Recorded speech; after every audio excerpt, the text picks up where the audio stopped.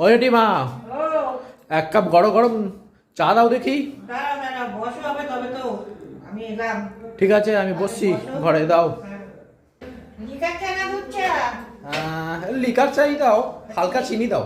হালকা চিনি দেবো? হ্যাঁ হ্যাঁ, হালকা চিনি দাও। ঠিক আছে, বসো ঠিক আছে, তাহলে। আমি ঘরে বসছি।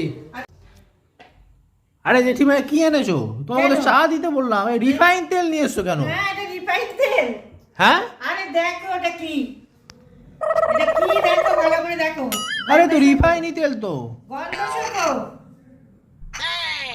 গন্ধ শোকো। এটা কি তেল না চা? এ তো চায়ের মতোই লাগছে। তো হবে হবে না কেন? হ্যাঁ, এই চাটা তো বাবু নিয়ে আসে সেই ওপরে শান্তনুর দোকান থেকে 2000 টাকা কেজি। 2000 টাকা কিলো? এ কি বলছো? হ্যাঁ, 100 গ্রাম 200 টাকা নেয়। ওই দেখাও দেখি একটু।